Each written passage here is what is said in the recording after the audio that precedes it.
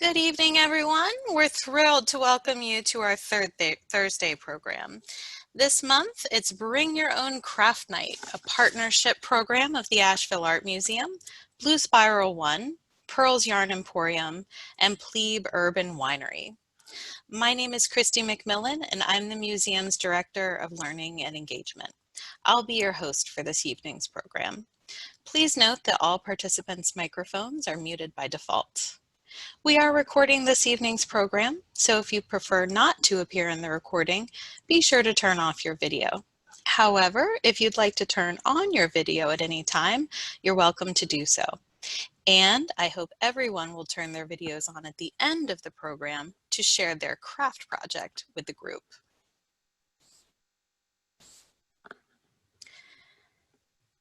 My colleagues and I love getting together with a group of friends for a fun evening to work on a craft project, chat, and enjoy some good wine and snacks.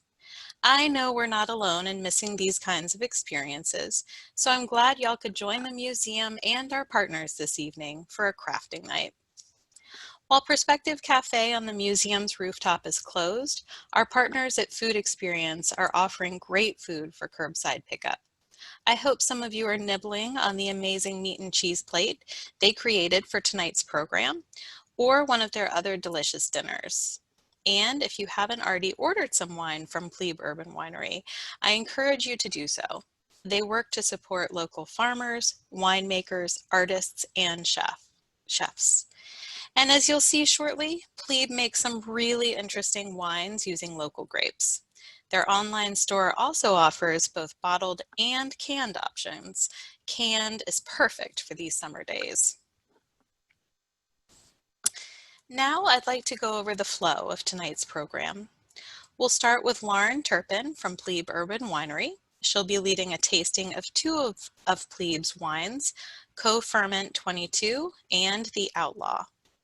Then we invite you to work on your own craft project, whether it's knitting, crocheting, beading, embroidery, or whatever tickles your fancy, while the museum's assistant curator, Whitney Richardson, and Blue Spiral One's gallery director, Michael Maines, talk with Seattle-based artist Carol Milne about her intricate knitted glass sculptures. Finally, we'll hear from Rick and Elizabeth Schell of downtown Asheville's local yarn store, Purl's Yarn Emporium, about craftivism and yarn bombing public spaces. I imagine we'll all be inspired to take up the practice after hearing from them. And if you didn't pick up a yarn bombing or craftivism kit already, they have them for sale on their website. We'll end with a Q&A with our presenters, but please feel free to add any questions or comments you have in the chat box as you go. We're so glad to be able to connect with members, the Asheville community, and new followers through our Museum from Home initiative, including a robust array of regular, free virtual programs. Your support makes it possible for us to continue creating this content and to look to the future when we can reopen. If you're able, please consider contributing to the museum. We've included a link to our donate page in the chat box, and we'll post it again periodically throughout the evening. All right, are you ready to get started? For this first part, I'd recommend setting your Zoom screens to speaker view. I'd like to turn it over to Lauren from Plebe Urban Winery. Welcome, Lauren. Please tell us about the wines we're going to enjoy this evening. Hi, everyone. Thank you so much for having us today. We're super excited to be here and to be able to support the Asheville Art Museum. As stated, we do a lot to what we hopefully is support our local community. If you haven't heard about us, we're down in the River Arts District, what used to be Paneling World.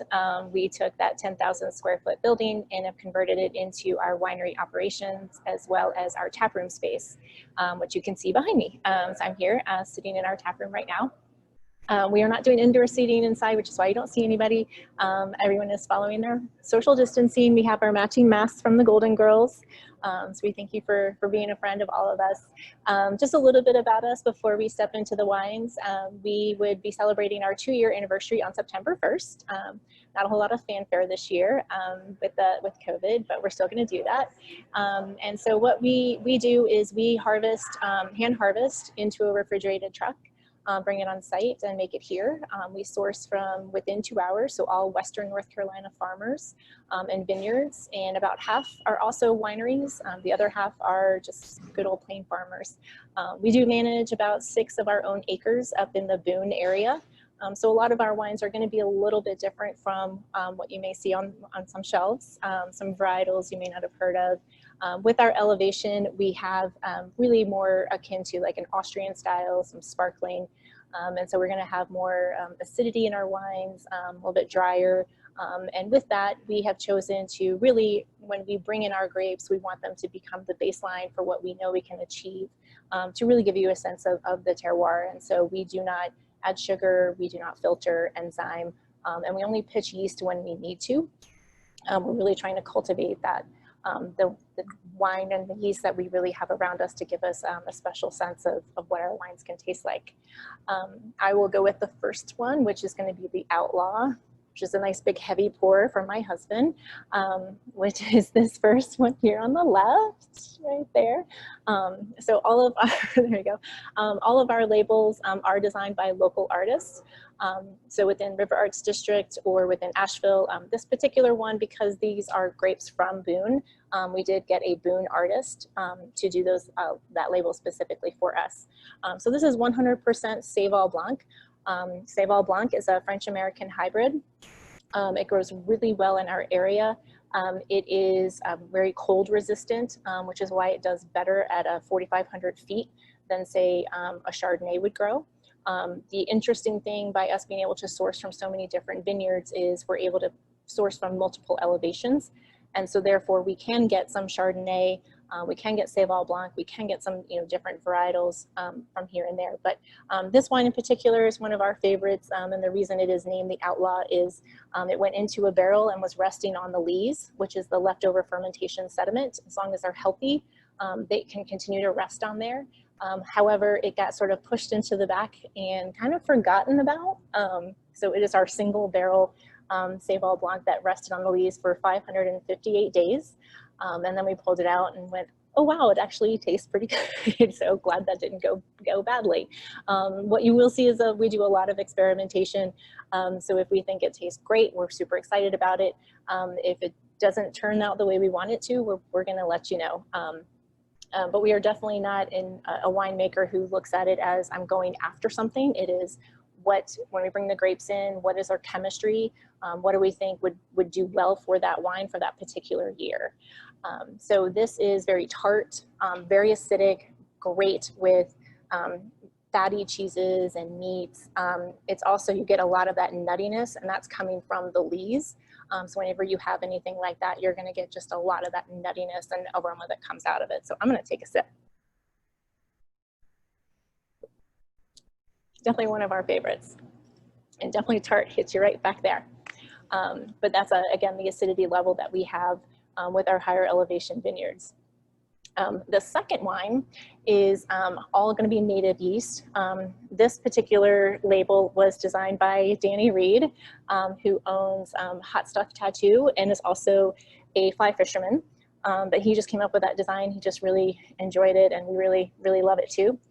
This is an interesting wine. So this is a co-ferment, which you'll see appear on our menu a couple of times a year. And what that means is that we're fermenting the grapes together versus finishing them off as individual wines and then blending them after the fact. And one of the reasons we do that is the different yeasts coming from the different grapes from different sites are going to play and interact with each other in hopefully a unique and fun way. So this is going to be 93% Chambourcin, which is another French-American hybrid. This is also, Chambourcin is a 10-tier grape, which means that it holds the color in the juice, not just the skins. So you get a red wine because of the skin contact. With a Chambourcin, we have a Chambourcin Rosé, which has 0 skin contact, and it's almost as dark as this. And so that's just part of that grape's chemistry. And then we blend it with 7% Vidal Blanc, which is another one of our favorites to grow at our elevation here, another French-American hybrid. The great thing about the hybrids at our elevation are they're rot resistant, cold resistant, and they can really do well with a shorter growing season. We still have the ability to ripen with those. So this is very funky, if you've tasted this yet. It is definitely a funkier wine. It's got some more like rhubarb and like very like black pepper and black cherry and all those kinds of notes on it.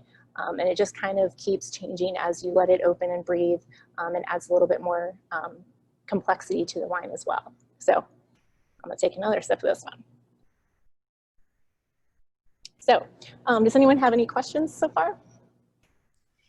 Feel free to post any questions that you have for Lauren in the chat box. We will also have an opportunity at the end of the program to follow up with Lauren if you have questions between now and then. All right, I think everybody is jealous, including me, Lauren, that you're able to drink. I'm actually sitting here having an iced latte from earlier in the afternoon, and let me say that your wine looks a lot better than that. But it's alas, I'm on the clock. It makes me sad. Yeah, it's a tough job around here. Yeah, so we, if anyone has anything else, how do we get started? Oh, and inspired, absolutely. So I'm a business partnered with Chris, and he is actually originally from California and started making wine kind of all over the world. And his wife is from North Carolina. And when he was here in Western North Carolina and making wine in Western North Carolina, he just saw a real opportunity for growing grapes and making wine in this area. And I'm from North Carolina and have been for many, many generations, and just really love our state. And we just really felt like there was an opportunity here. So prior to Prohibition, North Carolina was the largest wine producer in the country. And it really took a tough turn. We did not bounce back the way that some other states did in terms of wine production and grape growing. So you may have heard of Duplin on the East Coast. They're probably the largest in our state, and one of the largest in the world of muscadine. But as you move through the state and you move through elevation and different soil types, there presents some opportunity along the way. And we were really inspired by craft beer. And, seeing that blow up is, why couldn't that happen with wine? Why couldn't a community rally around, local agriculture product? We serve on draft, we serve on tap. We actually, each half barrel keg that we use saves us 78 bottles.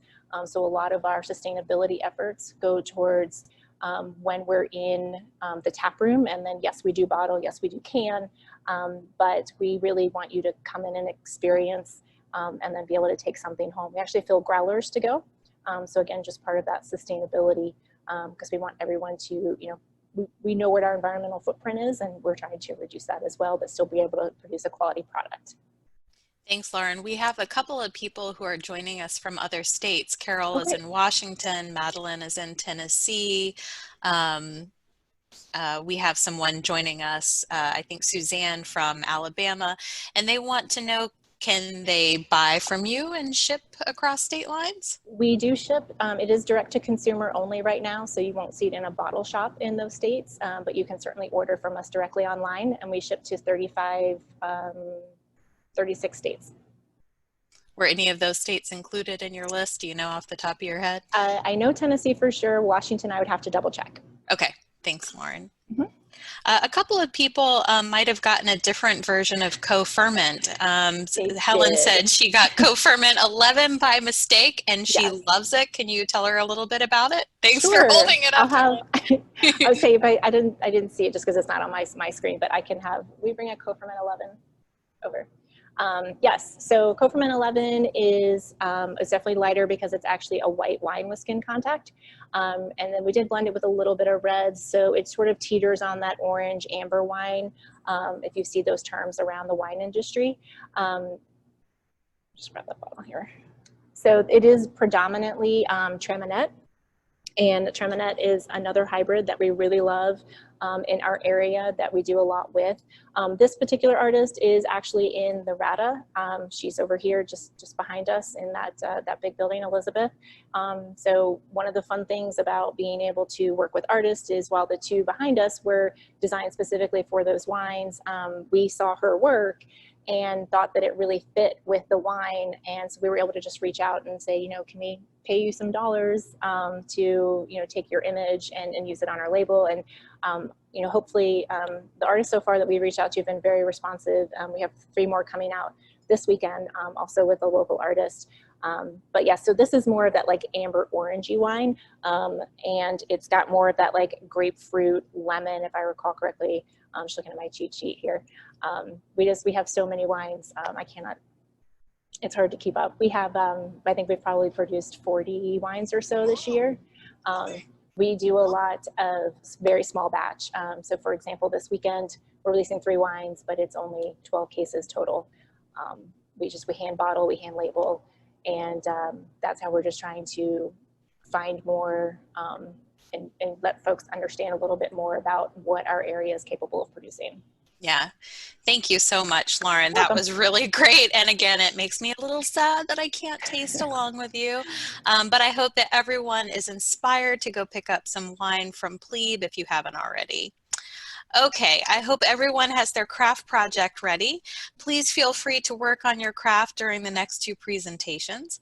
You can work with your camera on or your camera off, but it would be amazing to see everyone working on your various projects by leaving cameras on if you feel comfortable with doing that.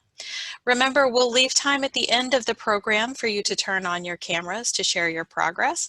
And if we have time, I'd love to have a few people speak briefly about what they're working on. So please consider whether you'd be game to share.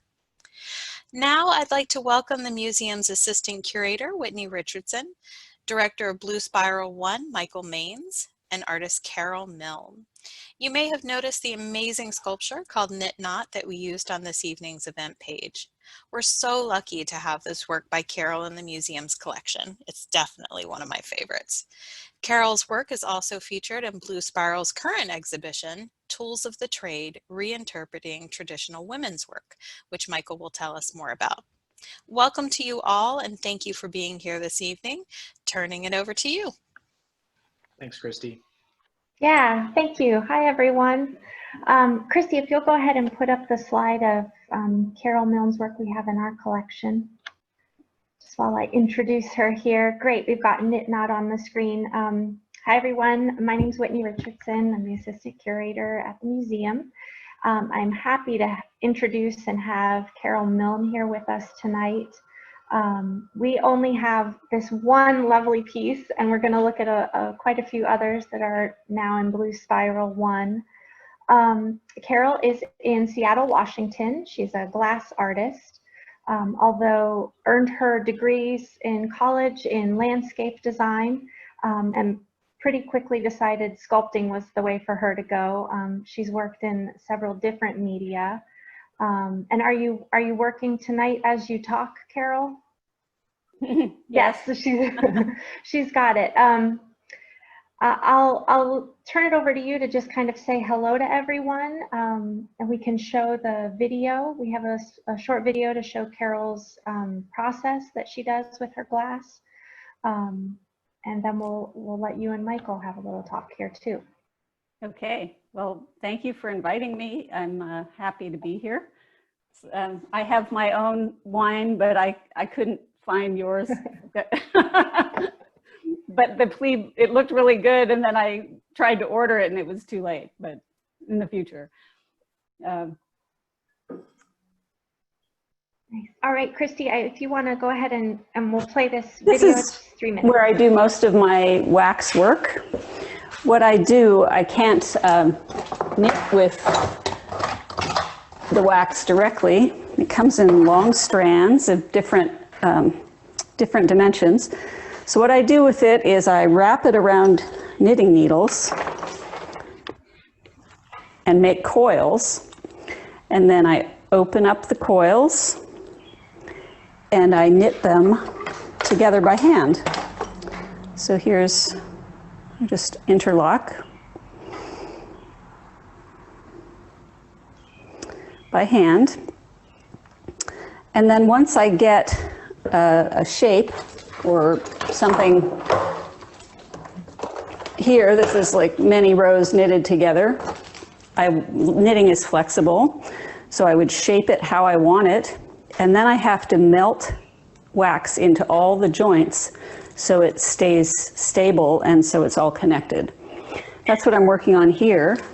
I'm supporting the piece with these bricks, and the brown wax is a stronger wax that I hold the joints together. So this piece has a ways to go yet, but it's starting to get stable. If it's not stable for the next part, then it's not a good thing. So the next piece I do is here's an example over here. I have to, this is actually what this piece is going to look like. I've bent it, but it will look like this. All these additions are ways for the wax to get out and for the glass to get in. So they all get cut off later. But what happens is I will make a mold around this whole thing out of plaster and silica. I'll turn the mold upside down and take a wallpaper steamer and melt all of the wax out. So then I'll end up with a plaster mold with an empty space where the wax was. Then I take that whole mold and I put it in the kiln like you just saw at the beginning, and this wax will all be gone, but there'll be an empty space where I'll add the glass, and the glass slowly melts down in. And then once it's been in there for long enough, which is usually 4 or 5 days, sometimes longer, I will take the mold out of the kiln, break off the plaster to reveal the glass inside. So it's all a one-of-a-kind process. A lot of what I've done is knitting with the knitting needle still in it. And that work I think of, we can look at an example over here. Okay. Okay, I think we can stop. Yeah, thanks for playing that for us, Christy. I just wanted to show it. I thought it was a great video Carol had put together on the process so we could all see the work that goes into it. And you can see there, she was showing us all before, she's actually working on knitting the wax pieces right now. And then a final product actually is behind you. We've had a couple people ask about the piece behind you. So do you want to hear about this? That's what we want to hear about. Great. These are entrelac pieces. They were actually part of a installation of a snakeskin that was hanging up, and I took it apart and I thought, oh, it really needs to be a wall quilt. So that's what it is right now, because it has the apple core shape like quilters use, and it's also a type of knitting, entrelac knitting, where you go back and forth. So that's what's on the wall. We'll have to post the link to when it was as a sort of dragon snake figure. Oh yeah, it's the a Viper. Museum. It's on my website. Yeah. And also the rest of that video we watched is on YouTube or on Facebook, I think. Or Michael knows where to find it too. YouTube for sure. Yeah. YouTube, I put the link in the chat box, Carol. Oh, great. Thanks. All right, we'll come back to some questions, Carol, but I want to give you and Michael a chance to look at your works in the Blue Spiral 1 exhibition right now. And I think that'll help us look at your different series and give examples as we talk about those in a moment. So I'll mute myself and let you two chat. Thanks, Whitney. Yeah, Thanks. thank you. Hello, everyone. I hope everyone's doing well this evening. I'm enjoying a glass of wine as well, and really thankful to be here with you all, and want to thank the museum for including us and the other partners involved, and of course Carol, who I am so thrilled to be representing at Blue Spiral now. She made her debut in a show called Warp and Weft, which was so appropriate for her work, and now she is being featured in an exhibition, Tools of the Trade, Reinterpreting Traditional Women's Work, which is the first of 2 exhibitions we're holding at the gallery that celebrate the 100th anniversary of the 19th Amendment that gave women the right to vote. This show is perfect for not only her work, but also the celebration of women artists. And so what I'm most interested with Carol in your work is that you are very much a pioneer as a female glass artist, but also in the technique that you just showed us. So my first question is, how did you come up with that technique? What background you have as far as the mold process that led you to combining two of your loves, really? How much time do you have? So I've knitted since I was 10 years old.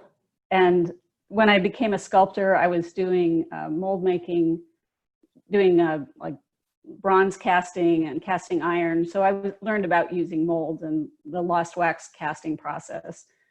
And eventually I got to working in glass, and I had, you know, all this wax that from bronze casting that I was also using with the lost wax to work in glass. And I kept looking at it and thinking, that looks like yarn. You know, I wonder if I could knit with it. And then that just started me on down the road trying to figure out how to make it work. Like this wax doesn't, it breaks easily, so I can't stretch it and knit it with knitting needles. So I just tried to figure out, you know, how can I make it work? So that's what I started, you know, doing these coils and knitting it by hand and then soldering and connecting. So it is lost wax, like it has been around forever. It's just glass doesn't want to do this. So I had a lot of trial and error to figure out how to get the glass to flow into the molds. Sure. Part of it works because the glass I'm using is gaffer glass. It's 45% lead, which makes it flow really well. So I couldn't do this with every glass that's out there, but with the lead crystal, it's possible. So in a way, you're deconstructing the knitting process in a way, right? When you start your work, are you creating a model of an actual knitted piece, or is it a reference? I just start knitting. I mean, I just start, and then sometimes I have an idea of where I'm going, but often I just knit and then I form it, and it evolves as I'm going. So when you're using the material and there's a lot of trial and error, can you recall a time that an accident happened and led you down a path where you know something greater or a new challenge came up for the body of work? You know, glass is a difficult mistress, if you want to say. It's hard. It never does what you think it's going to do. So I've had a lot of mistakes, or what you would call mistakes. But what I look at, if something doesn't turn out, I can always, usually the problem is that the glass hasn't flowed all the way through the mold. So in that case, I look at it and say, well, do I like it as it is? Or I can add wax onto it and recast it, which is a lot of work, but it gives me that, it can work out wonderfully, because then I can have a second color in a specific spot. Does that make sense? Because with casting, it's really difficult to control where the color flows in a piece. Mm-hmm. You can mix them together, or you can feed them at separate spots, but it's never going to be, like knitting, where you have two stitches that are blue and one that's yellow. And so does that answer your question? I mean, so I have some specific pieces that haven't, like one I made this bowl that didn't fill completely, and it had these really skinny edges coming up, you know, that are super fragile, but it was kind of an egg shape. And when I saw that and the pieces were incomplete and some pieces had broken off, this was in 2008 when the stock market crashed, and I called the piece Nest Egg Lament because it was that's what was going on in my life. I don't know about anyway. So that's one happy accident, I suppose. So with those happy accidents, is there something that you're looking to kind of build upon with your current technique that you're hoping to kind of experiment and see where it goes? So I guess in broader terms, what's next for the process? Oh, well, I'm working on some larger pieces that are like with the large knitting. You saw the one in the sample. So it's a solid piece that's cast, that's flat, and I'm working on some maybe wall pieces or some vessels that are larger. I'm not sure, where I'm going per se. I like to challenge myself. So, I think of the smaller pieces, I will keep doing them because they're like gestural drawings. I can do a small piece and play with ideas and experiment, and then I have to push myself a little bit in other ways. Can we pull up a couple of the images from the current exhibition at the gallery? Perfect. So in this piece, Day and Night, Carol, you had mentioned that sometimes you decide to leave the knitting needles within the piece. Sometimes you create glass needles, and other times you use actual needles. And then we'll probably get to another image next in the slides show that you're incorporating cast hands. Can you talk about your decision or choice to do that, and also the process of casting the hands when that does happen? Yeah. So first about the needles, it's hard to cast thin needles because cast glass tends to be more brittle, and if they're really thin, they're easy to snap. So my smaller needles, I tend to be either borosilicate glass or found needles. And I like the contrast between the found needles and the glass. So that's often what I use. As far as the hands knitting, that started, well, I guess it kind of started with a joke. The first piece I did in that series was the one you have, I don't know if you have a picture of it, but hand knit, where it was inspired by an Escher drawing where, not this one, but that one. So the hands are, one hand is knitting the other. You know the drawing where Escher, one hand is drawing the other? That's where that came from. And then I made another piece soon after that, and I had a lot of people, like 3 or 4 people pass away in my life in the next year.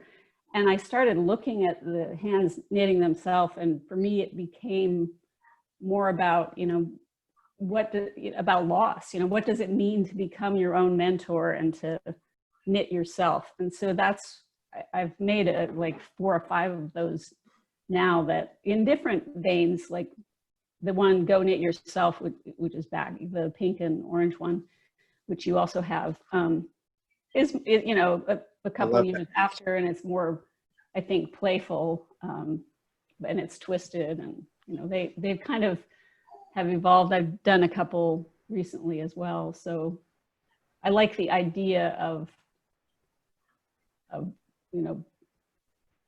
just the idea of knitting yourself, because I think we all have to do that. You have to pick yourself up. Your mentor dies, and what do? You find another mentor, or you move on in some other way. Sure. Carol, we did have someone ask about how fragile the glass is as far as removing the plaster cast around it. How often do you experience breakage?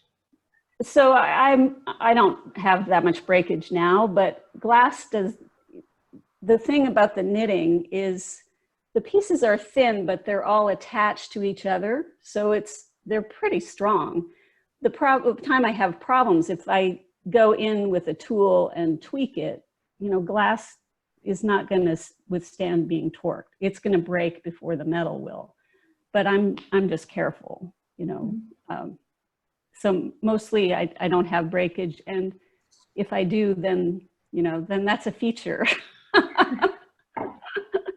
Because you can only, glass breaks, and it's just usually it doesn't unless you drop it or you treat it poorly. I think that was an interesting point you made when you were saying, you know, the color, you're pouring a sort of powder glass into your molds. It's actually like chunks. Chunks, okay. I could And- get some if you want to Okay. see it. Sure. I'll be right back. I'd love to. The idea that you can't really control where one color starts and one color ends within the mold, I think is interesting. And you can see that in the piece we have at the museum, and then also some at Blue Spiral 1 right now, where there's multiple colors. And I like the idea that some of that is either left to chance, or it's you going back and adding a second color or a third color on top of what you've already done. So the colors, I have an idea of how the glass flows. So it's just experimentation, and I never, you know, every time I open a mold, it's like Christmas, because it never is exactly like I think it's going to be. Like that green and black piece, black is one of those colors that you just put a tiny bit, like this probably had an ounce of black, but it just informs the whole piece, which is interesting. So my glass comes in two forms. One is like a billet, and the other is these frit, which is like a chunks. Can you see that? Mm-hmm. In different sizes of chunks. So often I will mix colored chunks together, or I will, you know, stack them so they feed one after the other. It's constantly experimenting. And we had Chris, oh, go ahead. No, I love color, and I love what it does. And these colors are all compatible. So it's interesting to see. They don't mix exactly the same color as the way paints do, because they're, it's just interesting. You never know what you're going to get. Christy, I was going to say, stop us if we're going too long, but we did have just a couple more questions. Someone had asked about the lost wax method, and I think that might be too long to explain. We have to watch that video in full length to explain that. But it was interesting that you said, you know, you learned that from doing bronze pieces. Mm-hmm. And so we had some people asking, what sort of sculpture did you create before you went to the knitting? Did you ever try to knit in bronze? Was it? I have a couple I've done in bronze. Yeah. It's the same process. I've done, like, I worked in concrete and wood and clay, and I mean, I've used a lot of different media. I've just kind of gotten stuck in glass, partially because it's challenging. It's very challenging, and I am still learning a lot. Well, you're in a good place to be working in glass, that's for sure. Pardon me? I said you're located in a good place to be working in glass in Seattle. So, not so many casters here, but lots of glass blowers. That's true. Yeah. It's extremely fascinating, your process and the results that you get. And again, I'm just completely honored to be representing you and having you in our exhibitions. Without going too much time, I'd like to invite those watching this evening and to tell your friends to visit the exhibition at Blue Spiral. It's up until the end of August. Carol, thank you so much for chatting with me for a little bit. I learned some new things, and I'm sure that everybody else did too. Carol is featured in one of 4 new exhibitions at the gallery, and we are open Wednesday through Saturday, 11 to 6, and Sunday and Monday, noon to 5. Thank you. Thank you. Thank you so much, Michael and Whitney and Carol, and thank you so much, Michael. I forgot to put your opening hours on that slide, so I'm glad that you mentioned that. Maybe Kristen could put it in the chat box in case folks wanted to come by and see Carol's work and the other work that you have featured in Tools of the Trade. Do people need to make an appointment, Michael, or can you just stop by? That's a good question, Christy. We have open hours to the public. We do require a mask, and we have a 30-person capacity at the moment. But we also are accepting private appointments if you don't feel comfortable being at the gallery with others. And you can do that before open hours, after hours, or on Tuesday, which is a day we're normally closed right now. we also have everything online and have an online exhibition where you can see all the work featured in the current exhibitions. Thank you so much. I'm looking at Asha's screen. She has her new kitten up, who I think is very interested in the yarn project that Asha is working on over at her house. So thank you guys so much for joining us. It's a different take on knitting, I think, than we're used to seeing. Of course, working in a completely different medium of glass, but super exciting. As I said, it's one of my favorite works in the collection. At this point, I'd like to welcome Rick and Elizabeth Schell of Purl's Yarn Emporium. Purl's opened in May of 2005 on College Street in downtown Asheville. In 2008, the store moved to its present location on Wall Street. Rick and Elizabeth, who had been faithful Purl's customers, took over the business 10 years ago next month. I noticed that you were coming right up on your 10-year anniversary, guys. Purl's is filled with luscious yarns from local, national, and international producers, and their front windows are always a work of art. This evening, Rick and Elizabeth are going to be talking to us about craftivism and yarn bombing. Welcome, guys. Hey y'all, and do we have share screen ability? Just want to check on that. You sure do. Okay. So we're Elizabeth and Rick from Purl's, and we're probably most known, if you're not in the crafting community in Asheville, then you might know us either by our window displays or by the yarn bombing that we do on Wall Street several times a year. Sorry, just getting full screen here. We wanted to share with you some details about yarn bombing and craftivism, but before we jump into that, I want to pay some homage to the sort of broader art versus craft divide. Dun, dun, dun. Starting around the time we call the Renaissance, certain types of artists in Europe began gaining a lot of recognition, wealth, and power as individuals. Whereas before, workshops had created as a whole team. Now the lead painter, sculptor, or architect, even if they had many assistants, was seen as kind of a celebrity, like This guy. Michelangelo and those sorts of people.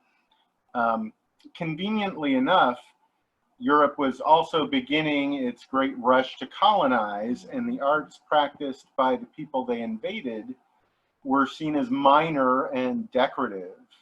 Ceramics, textiles, furnishings, ceremonial objects, these were called crafts, not art, and were not seen as on the same level. But in the last 100 years, especially, there's been a re-examining of these prejudices. Certainly, the Asheville Art Museum has a lot of works in their collection that break out of this, and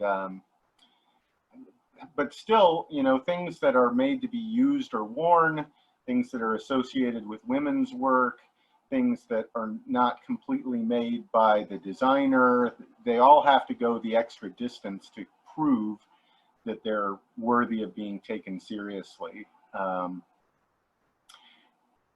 And there's lots of fine artists who you probably recognize who have been working in yarn, fabric, similar media.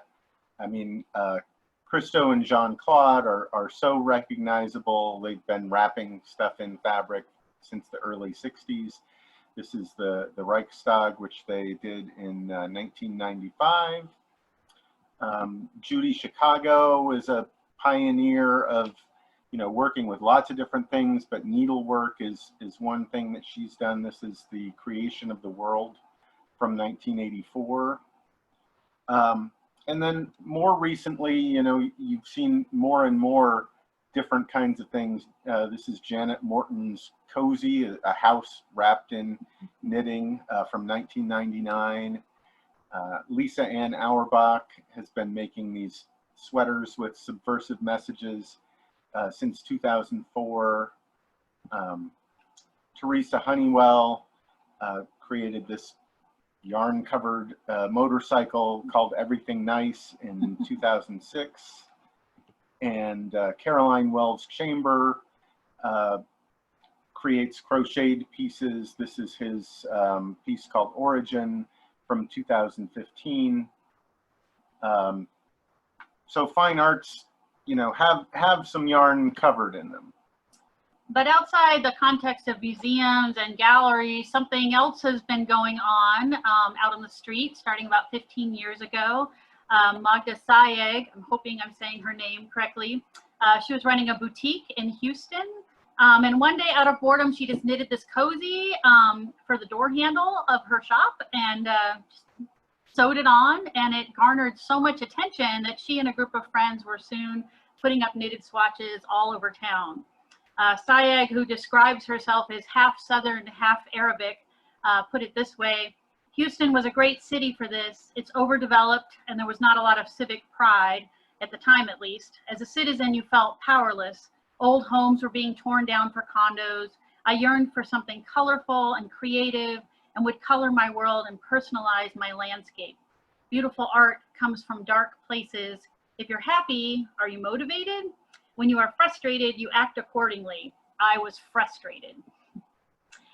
So if you want to get technical, you can, some people might call yarn bombing a public guerrilla yarn installation. Actually, the first time I was proposing it to the city, I was trying to avoid the term bombing, but simply put, it's graffiti with yarn. Of course, nothing about graffiti is simple. Taggers are often considered the bane of urban streetscapes, just writing their name in any space they can reach. Although even tagging has its defenders. But sometimes they develop and graduate into wonderful artists, reclaiming blank spaces for beauty. In some ways, simple yarn bombing is kind of the equivalent of tagging. Even if you think it's pretty, it's not particularly creative or difficult. It says, I am here, and not much more. It does subvert the designed intentions of a space, and cops and maintenance workers tend to tear it down quickly. It usually takes about 6 of them to take down one piece for some reason. The authors of the book Yarn Bombing put it this way: in our first attempts at yarn bombing, we created little tags that we wrapped around poles and trees on Robson Street in downtown Vancouver, Canada. At that time, our city was just beginning to transform. Little did we know that the local shopping district we were tagging would transform into a row of the same luxury stores that a shopper could find in any city in the world. As globalization expands, the ability to make something with your hands that can't be replicated by any machine or commercial entity becomes even more meaningful, more than just a tag. What we make by hand and our reclamation of the ability to construct our own objects and culture is a political act in a global society that insists on striving for homogeneity.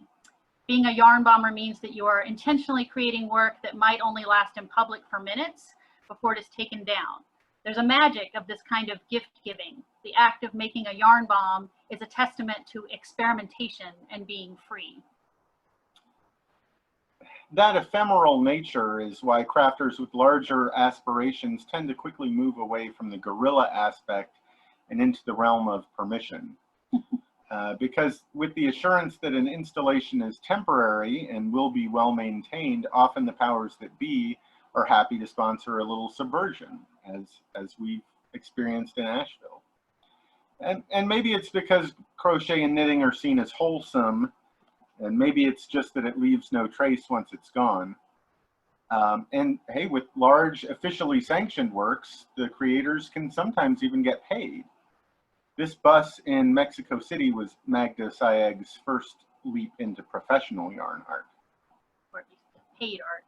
So here in Asheville, we started by just making cozies for parking meters and lampposts, scarves and hats for the cat sculptures on Wall Street, cozies for our trike. We did the Love Asheville project down at the Pit of Despair. We recruited our customers and community members to help create and install it. There's actually a number of them I noticed on this call. Starting with our second time around, we covered the flat iron sculpture, which was kind of a bigger canvas for us. And we've gone through a different iteration every fall. The feedback that we've received is really overwhelmingly positive. Every now and then you get the negative, cranky person. But in general, people thank us for brightening their day and introducing color and whimsy into the environment that is otherwise static and cold. At a certain scale and level of design and intention, the term yarn bombing starts sounding inadequate to some people. Although at Purl's, we tend to be pretty humble about what we're doing. We didn't do this, okay? This is the work of Olek, a Polish artist who works all over the world, covering the charging bull in Manhattan with yarn. But she says, I don't yarn bomb, I make art. If someone calls my bull a yarn bomb, I get really upset. But the technique she's using is the same. Although, you know, again, she's gone into a whole other level. getting permission and covering trains and crocheted billboards, a giant New York Times front page. All crocheted. Amazing. And she hand does it all. Yeah. Orly Genger is another artist working in crochet, stacking up these pieces until they make a landscape. This is red, yellow, and blue from 2013. Love that. And this is the work of Toshiko Horiyuki Macadam. The title is Harmonic Motion. It's from 2013, and it's an interactive playground piece of art. Yeah, all her pieces are interactive, and several of these artists are in the movie Yarn, the movie. I really recommend watching it because you get to see a lot of their process. You know, there's no hard and fast divide between art and non-art. You know, what people are doing on the street and what you know, makes it into galleries. Yeah, what is considered a higher form. But you know, good art generally has some kind of deeper content and deeper context. You know, a canvas that's painted all black is not complex in and of itself, but in relation to all that came before it in art history, Ad Reinhardt's abstract painting justifies its place in the art world. You know, I like to say that following a pattern to knit a sweater is analogous to a pianist performing a piece they didn't write. You know, there's still art in the interpretation of any design. Still, most of us don't respond as viscerally and emotionally to great knitting as we do to great music. You know, most of us probably wouldn't consider most sweaters to be worthy of putting in a museum, even if they are handmade. Except that one, Mr. Rogers' sweater. It's in a museum. But just like that black square canvas, sometimes we have to learn more to appreciate more. What else elevates simple work into something more? One of the ways we can attach meaning to these objects that we make is by using them to create social change. Art has always been a tool of activism, and crafting is always about taking the materials that you're given and transforming them into something new. A lot of crafters, so these are some signs that have been created to kind of get out a message. A lot of crafters do charity work, knitting and crocheting chemo hats, baby blankets, even scarves for the homeless, sweaters for penguins. And those are not bad things. They're very appreciated by the recipients, but real craftivism, the concept of craftivism, rejects the social divide that charity reinforces and has people making common cause together as equals. It can be easy enough to put up a beautifully crafted sign, working alone, and perhaps some people, you know, these messages can be really important for people to see. But to create real change, we have to build deeper relationships and move beyond just messaging to action.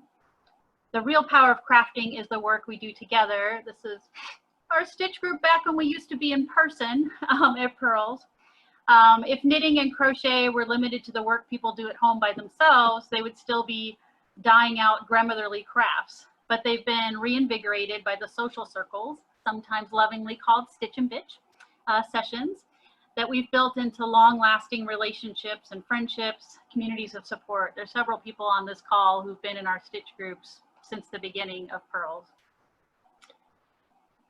And, you know, some groups are created expressly to address a cause and harness the creativity of crafters. Knitting Nanas Against Gas, founded in Australia in 2012 to protest against fracking and land taking. You know, they knit together. They also get arrested together. Chain themselves, knit while being chained to the fence. Wool Against Weapons is a group that knitted a 7-mile-long pink scarf that they stretched between 2 nuclear weapon factories in rural England in protest. Later, that scarf was taken apart and turned into blankets donated to women in war-torn countries. And the Craftivist Collective takes on many advocacy projects. Illustrated here are messages they put up all over London for Fashion Week one year, calling for fair pay for garment workers, putting them up on mannequins and just around the town where they'd be seen by the fashion industry insiders. Other projects catch on far beyond what their originators expect, take on a life of their own. The AIDS quilt memorializes over 94,000 people who have died of AIDS, personalizing each death and illustrating the scope of the crisis at over 10 acres and 54 tons of quilt. The Pussy Hat Project began as a way to display a sea of pink at the Women's March the day after that man's inauguration. Reclaiming Trump's vulgar words, the hats proved so popular that yarn shops nationwide did sell out of pink yarn. Of course, craftivism, like all forms of activism, shouldn't be done in a vacuum. And when the Pussy Hat was invented, the project, it didn't really take into account really thinking about it being completely inclusive. They didn't take into account that trans women might feel excluded by the implication that women's identity is based on genitalia. Some women of color associated the pink hats with white or pink skin privilege.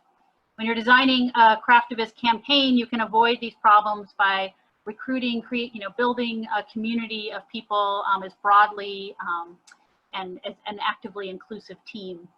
True change only comes from mutual interest when people of different ages, incomes, gender identities, races, disabilities, and backgrounds are working together for the benefit of all.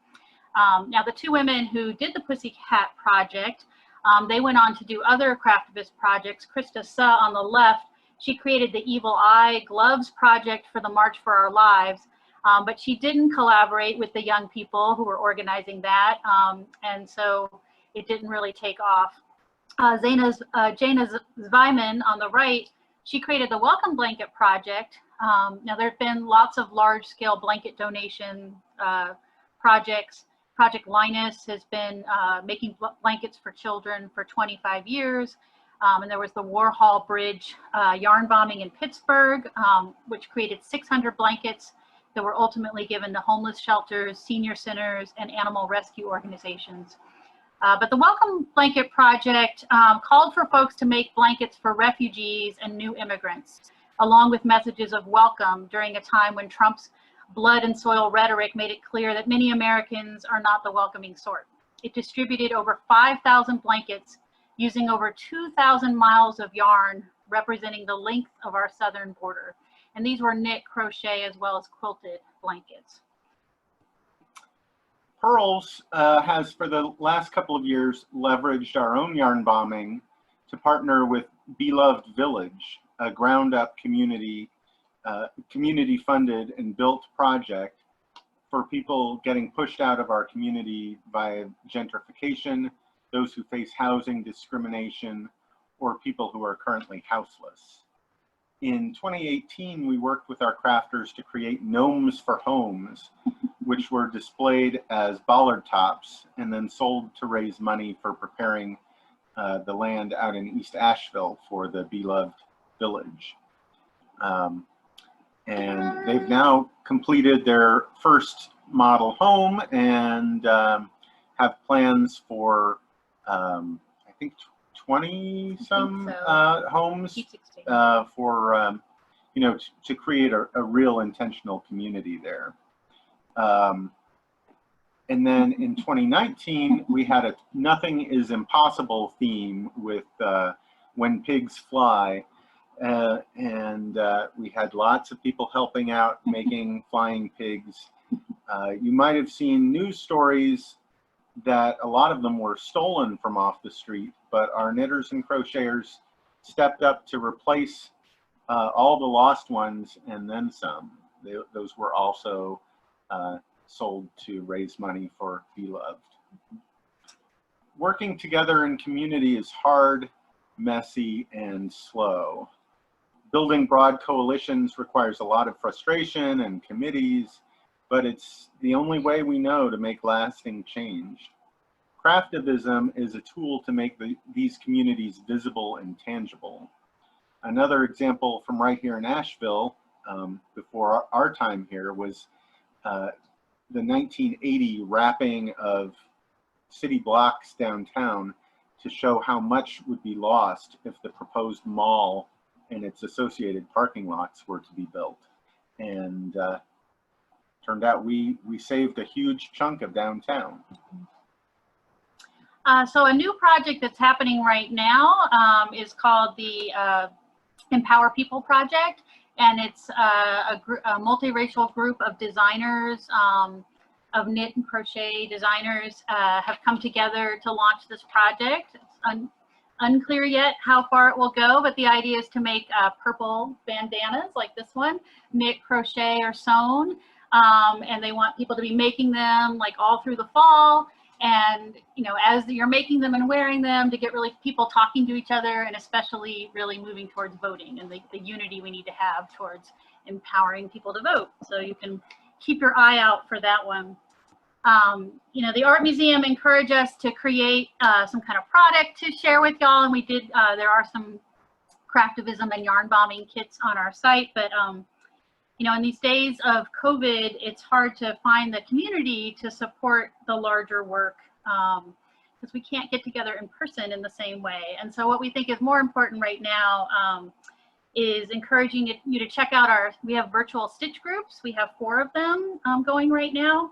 There's a Monday and Wednesday morning group, 10 to 12. Thursday night, we had to cut ours short tonight to jump over here. It's 6 to 8. And then on Sundays from 7 to 9, we've started one this summer, and that group is, people are encouraged to be reading a book off of we have a list of some anti-racism books, and people are just kind of doing some conversation about that. And you can find more info about all those groups. They're free to join you can find that on our website. Yeah, so the links to stitch groups are on our information page at purlsyarnemporium.com. And the kits and all our products are over at purlsyarn.com, and we'll put those on the chat. We really want to thank the Asheville Art Museum for inviting us to come be a part of this, and we'll throw it back to Christy. Thanks. Oh, thank you so much, Rick and Elizabeth. Honestly, one of the best parts for me personally about coming to Asheville was knowing that Purls existed. It helped me to decide to move here since I'd spent a really lovely afternoon knitting and chatting with staff at Purls when I was coming on my job interview for here at the museum. So thank you for creating this community and really using your platform for worthwhile social justice causes. We really appreciate it. We're seeing a lot of activist art projects pop up around town and around the country right now, and having had this discussion, I'm sure we'll notice more yarn bombing too. So at this point, We have a few minutes to answer some of the questions that you've sent in throughout the evening. If you haven't sent in a question yet, now's the time to do so. Please submit any questions or comments for Lauren from Pleb, our curator Whitney, Michael from Blue Spiral, Carol, or Rick and Elizabeth from Purls in the chat box now. So I had one question come in for Rick and Elizabeth. How long does it take you to yarn bomb the iron? Well, usually depends on what you mean by the actual attaching it to the flat iron. We do in probably a morning, sometimes you know, several hours. 2-3 hours. The making of it takes a little bit longer. We've reused the back pieces for several years, but the front we redo each year, and mainly it's a lot of measuring and plotting and knitting. So you know, several months to create the piece for the front. But we've gone through different types of projects. Sometimes we knit it all, and sometimes we recruit people to make patches that we put together. And sometimes we, one year we solicited people to bring in doilies from your family and that were sitting around. Because most people don't use doilies anymore. So we used those that year. Great, thank you. A question for Lauren from Pleb Urban Winery. Does the wine in the can taste the same as the wine in the bottles? So there is no faults or anything that comes through because it's a can versus the bottle. If that's sort of getting towards that question, because I know there's some misnomer about wine in a can. So it will be preserved and still have the same flavor profile as when it was originally canned. Depending on the type of bottle with the cork or a cap, which we use for some of our sparkling, a cork is breathable, is porous, so you will have some oxidation of the wine depending on how long you leave that as well. Great, thank you so much, Lauren. I know that wine in the can is very popular with museum staff. Question for Carol. Why did you choose to knit glass as opposed to a more traditional glass forms like blown glass or other types of more solid cast glass? Okay. Well, part of it is I love the way knitting, you see the structure of knitting when it's cast in glass, because you know, normally we think of knitting as a fabric that's soft and molds to your body, but when it's in glass, you see the way the stitches overlap and the color changes where that overlap is. So you understand the structure in a different way. And I like that. And I also like that you see it, all these individual stitches. So to me, it is like a grassroots kind of thing. It takes all these stitches to make something bigger. It's not just one piece that holds it together.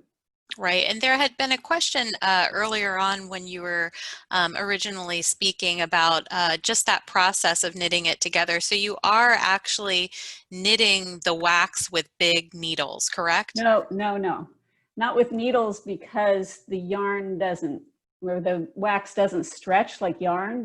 We don't think of yarn as flexible, but it does. It stretches and it bounces back, but wax doesn't do that. So I was making coils around a knitting needle, and then I open the coils up so I get this zigzag like a sweater, you know, when you pull a sweater apart. And then I actually knit it by hand, the stitches, interlock them.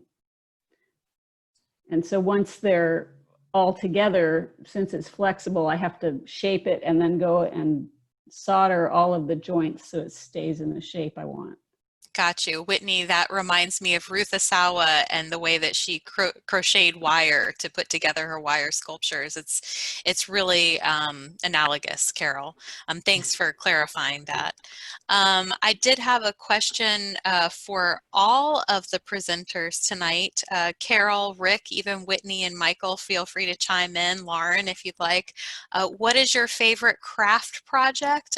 One might assume for some of our presenters that it's knitting, but maybe not. So Carol, what's your favorite craft project? Oh, knitting. Of I'm course. knitting in wax right now, but I also knit in fiber. I love the process. Great. Elizabeth and Rick, I know that you are not exclusively knit, that you also crochet. Rick, that is your big knitted world, right? Yep.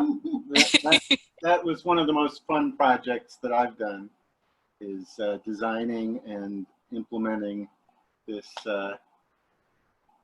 knitted globe based on Google Earth. And I like to make critters. I know that sock monkeys had been for a very long time one of the main features of your front windows.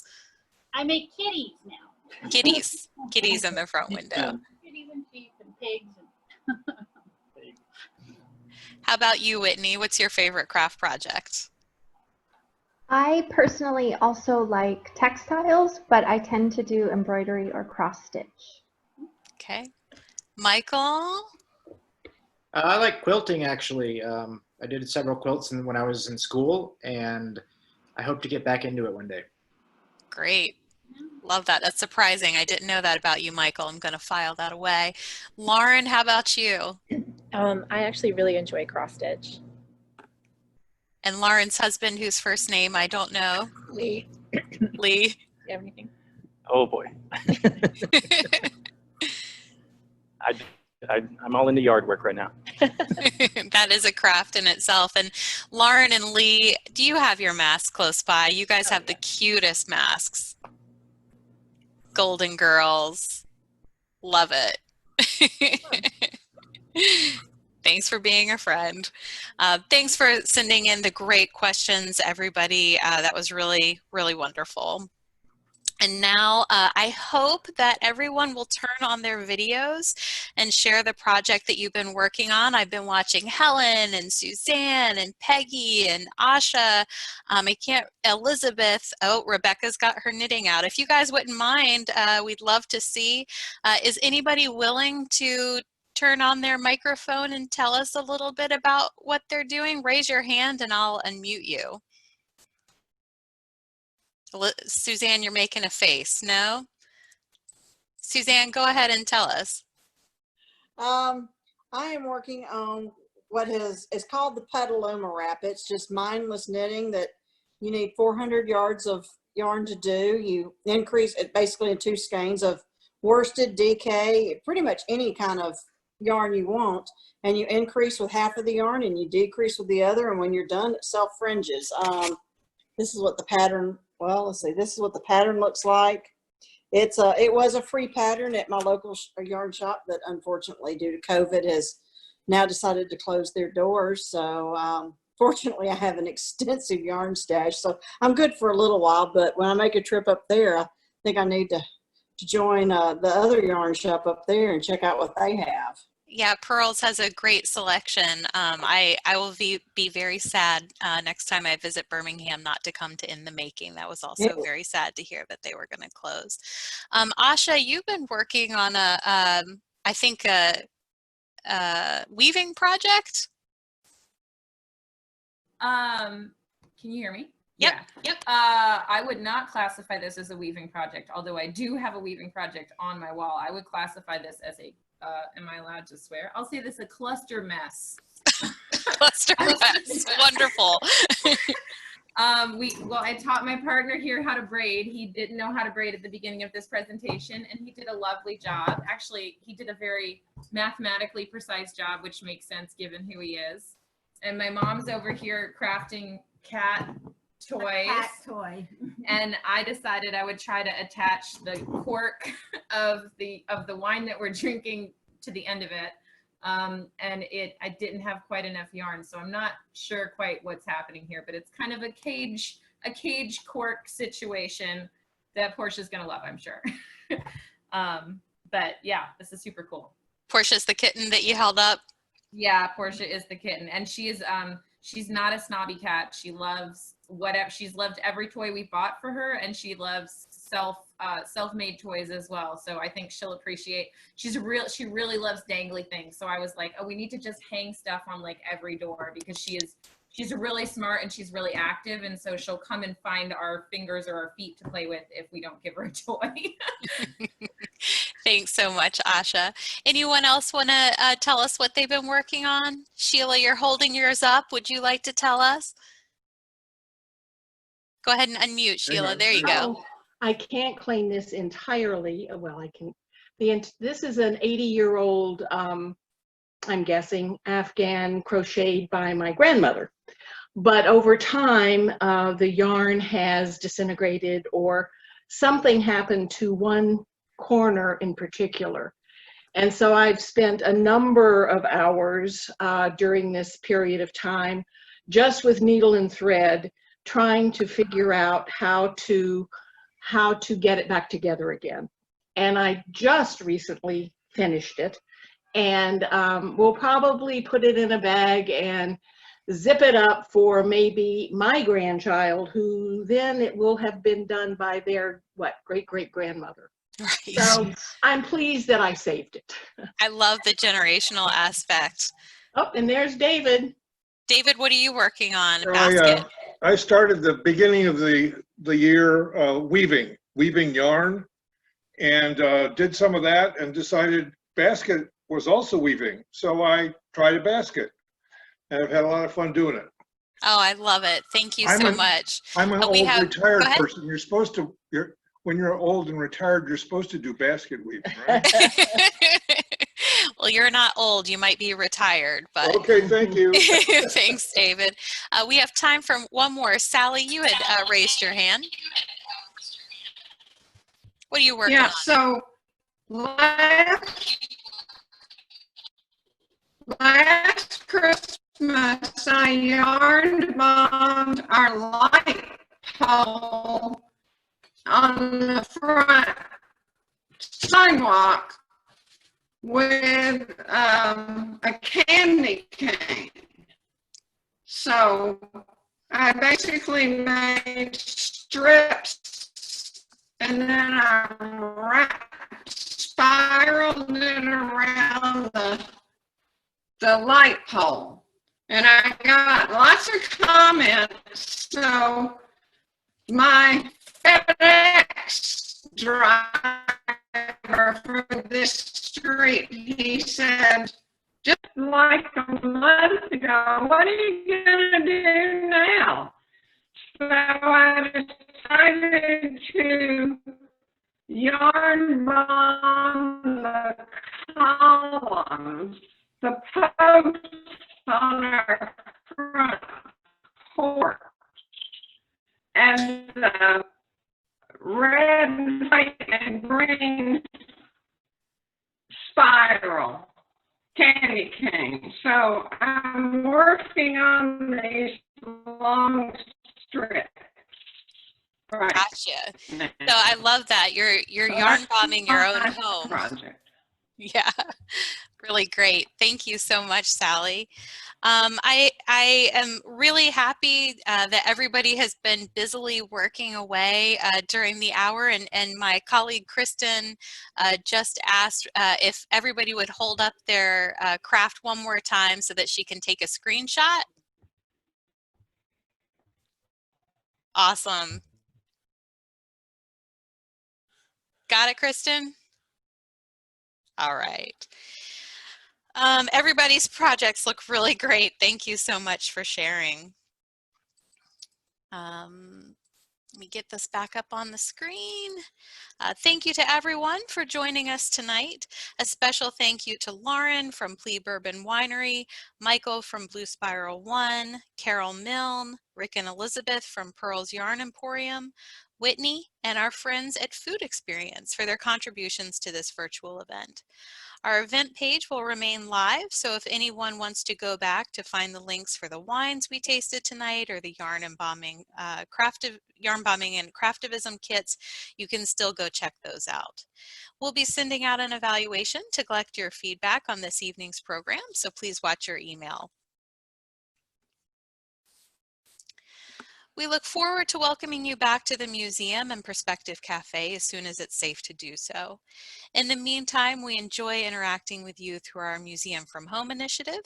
If this is your first virtual program, we offer a wide variety of virtual content, including weekly programs for museum members, weekly docent-led art discussions, a rotating menu of adult studio classes, a monthly book discussion, and these third Thursday evening partnership programs. Currently, our popular summer art camp is going strong in the virtual realm, with spots still open for our remaining weeks in July and August. Most of our online programs are recorded and posted on our website within a day, so if you can't attend or need to leave early, you can catch up with us through videos. We publish new articles on our blog most days and post new art activities for families to enjoy together each Monday. Thank you all again for your support. Stay safe and have a great rest of your evening.